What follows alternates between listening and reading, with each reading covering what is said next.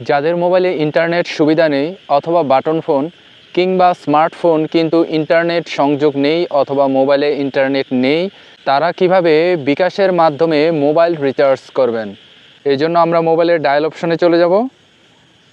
Dial অপশনে গিয়ে type করব *247#।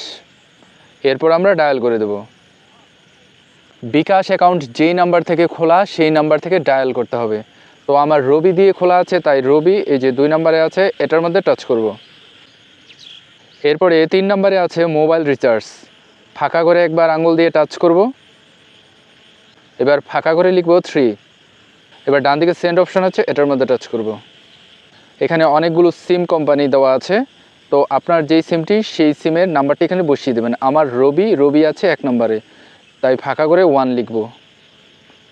ডান দিকে সেন্ড অপশন আছে এটার মধ্যে টাচ করব। এই যে ফাঁকা ঘরটি আছে এটার মধ্যে আবার আঙুল দিয়ে টাচ করব।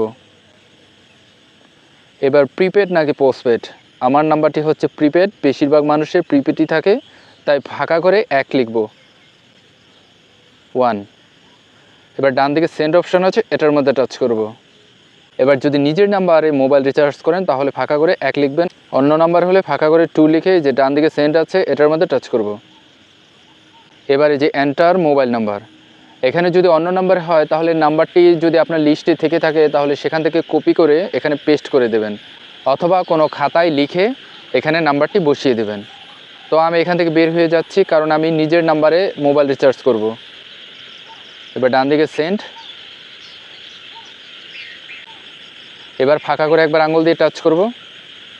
এবারে আমি যে কয় টাকা রিচার্জ করতে চাই সেই টাকার অ্যামাউন্টটা এখানে বসিয়ে দেব।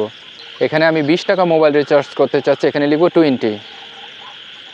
ডান দিকে সেন্ড অপশন আছে এটার মধ্যে টাচ করব।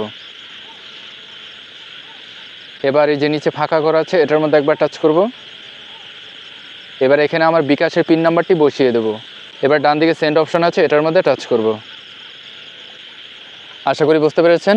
পরবর্তী ভিডিওর জন্য চ্যানেলটি সাবস্ক্রাইব করার অনুরোধ রইল।